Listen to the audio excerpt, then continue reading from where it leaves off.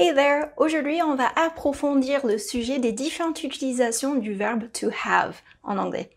Je sais que la grammaire anglaise peut sembler complexe, mais ne t'inquiète pas, je suis là pour t'accompagner.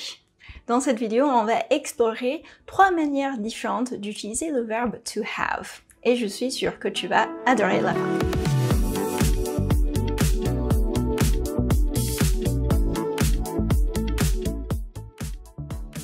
My name is Alex, I'm an English teacher et si c'est ta première fois sur la chaîne, welcome!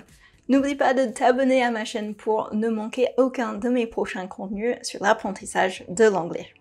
Alors, let's start! Commençons! Donc, number 1 is possession. La première manière d'utiliser le verbe to have est pour exprimer la possession en anglais. Par exemple, I have a car. Thanks, but I have a car. He has blue eyes. She has a beautiful house. It has a long tail. Donc, dans ce cas, un animal qui a une longue queue. Alors, ça peut être intéressant de noter que quand on parle de possession et qu'on utilise le verbe have, on va utiliser I have, you have, we have, they have. Donc, have à chaque fois pour les différents sujets. Par contre, pour la troisième personne du singulier, donc pour he, she, it, on utilise has conjugué au présent. Donc, ça fait I have a dog, you have a dog, si tu as un chien. He, she, it has, we have, they have. OK. Si c'est quelque chose qui t'intéresse, tu peux faire pause et réécouter ça, prendre les notes. Mais sinon, on passe à la suite.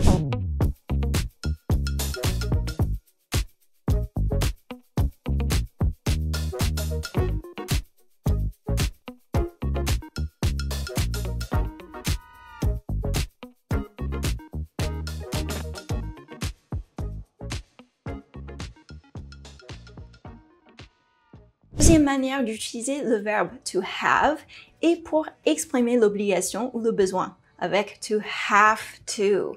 Par exemple, you have to finish your homework. You have to finish this homework, honey, all right? Ou bien, I have to attend a meeting tomorrow morning. She has to study for her exam. It has to be fed twice a day. Yeah, it has to be fed. Quand on utilise have to, ça signifie qu'il y a une obligation ou une nécessité de faire quelque chose. C'est une façon courante de parler des responsabilités et des tâches à accomplir. Donc, c'est un peu comme devoir en français. Ok, la troisième manière d'utiliser le verbe to have est à travers différentes expressions idiomatiques. Voici quelques exemples. Have a good time. Have lunch. Have trouble. Have a good sense of humor. Have a lot of experience.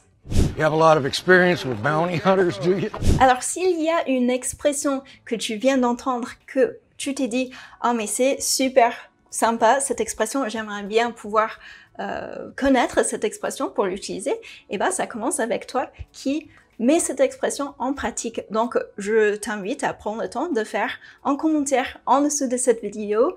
Profite de cette opportunité pour commencer à ancrer cette expression. Voilà, ces expressions sont couramment utilisées en anglais et ajoutent de la couleur et de la richesse au langage.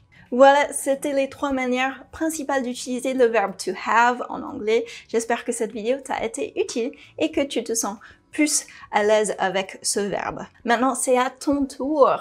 Que dois-tu faire demain? What do you have to do tomorrow? Dis-moi dans les commentaires. Merci et à bientôt pour de nouvelles aventures linguistiques. Bye!